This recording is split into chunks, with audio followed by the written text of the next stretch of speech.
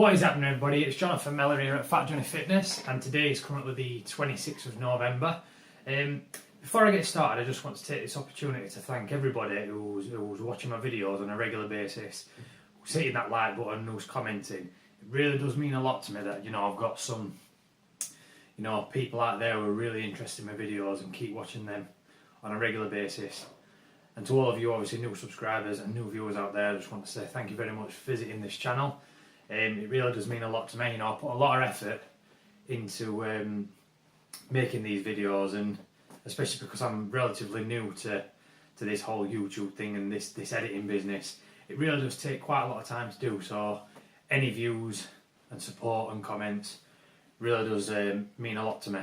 So rather than just doing my normal training videos and things that I've been doing, I thought I'd go with something a little bit different. So I'm going to today I'm going to do a little tip video, and it's going to be based around beginner lifters. Now there's a lot of people who have, I was a beginner lifter once, and there's probably a lot of people who are watching me who were also beginner lifters, and what I wish that I had when I was a beginner is the knowledge that I've got now.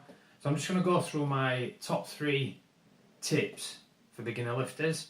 I'm not going to go into too much detail, but I just think that these are staple to, progressing at a steady pace and building the physique that you want. So, first tip, hope you all can see that, is track your macros and track your progress. Now, you're probably going to say, well, that's 2 tips.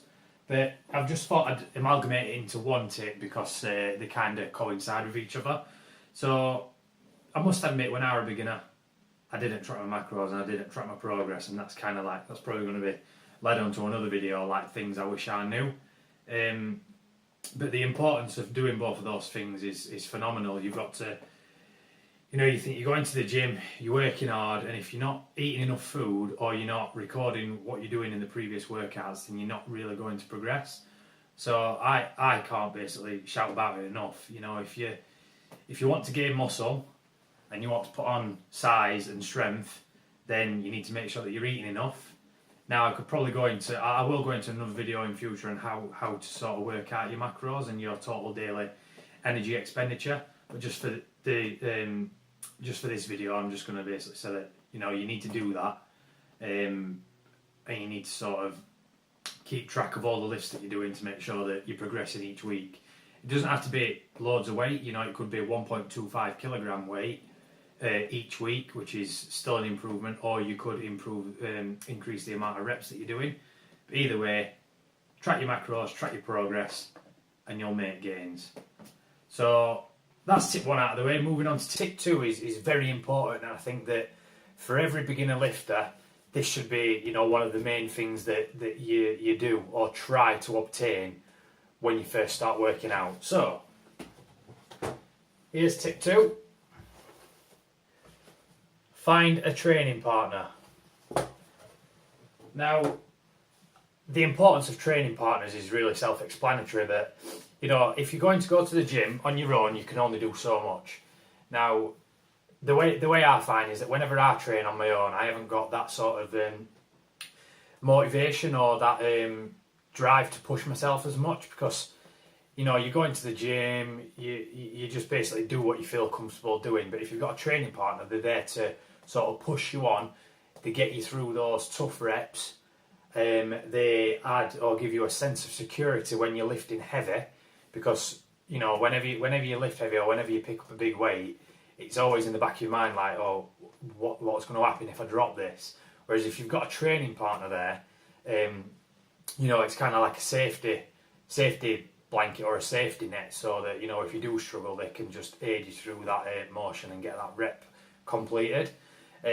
Training partners for me have been important throughout my whole training. I've not really ever gone without a training partner in one way or another. There might have been times where I've trained on my own for a bit, but most of the time I've had a training partner, and I can vouch how important they are. I personally feel a lot stronger and safer when I've got somebody there, even though they might not need to spot me when I'm lifting a weight. Just the fact that I know that they're there means that I can push through those reps, and I actually find that I get more reps than I would if I was training on my own. just on top of the training partner, if you can, I know it's not going to be always readily available, but if you can, try and train with somebody who's either similar strength or stronger than you. And the reason why I say that is that, for one, if they're stronger than you, it gives you something to aim for. If they're the same strength, you can basically push each other. So if one guy gets 10 reps on a certain weight, you might go for 11. Adds a little bit of sense of competition to your training, and that way you're going to improve tenfold in both strength and muscle gains. So that's tip number 2. So tip number 3 is another really important factor, and I think that, you know, this should be something that you do on a regular basis, not just as a one-time thing. You should be constantly doing this.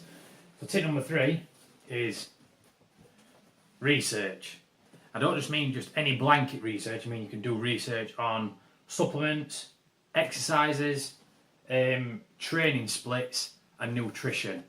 A lot of questions I get asked by friends of mine who are into the gym, into training, is, oh, what exercises can I do to build a bigger chest? What exercises can I do to grow my back? What food should I be eating to gain size, because I struggle to put weight on? Now, I don't mind offering that advice to people. You know, it's perfectly within their rights to ask, and I'm willing to help them. I'm not a nutrition expert, and I'm certainly not an expert when it comes to exercises. I go to the gym all the time and see some of the personal trainers, or like the strength and conditioning coaches, doing loads of new exercises. I think I've not seen those before. I might give those a try.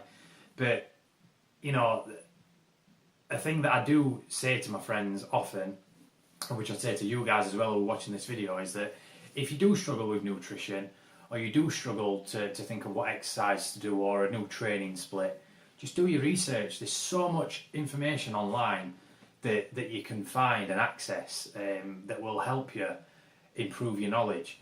I use bodybuilding.com quite a lot because that has exercise guides, or should I say video tutorials on how to do specific exercises. It has nutritional information, diets.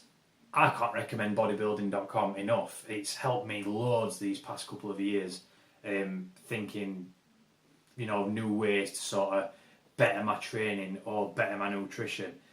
Now, I didn't do loads of research when I first started training. It's something that I wish I'd have done more a long time ago, but all I can say to you guys watching this video is, if you do your research and you improve your knowledge of training and nutrition, then you're only going to benefit from that.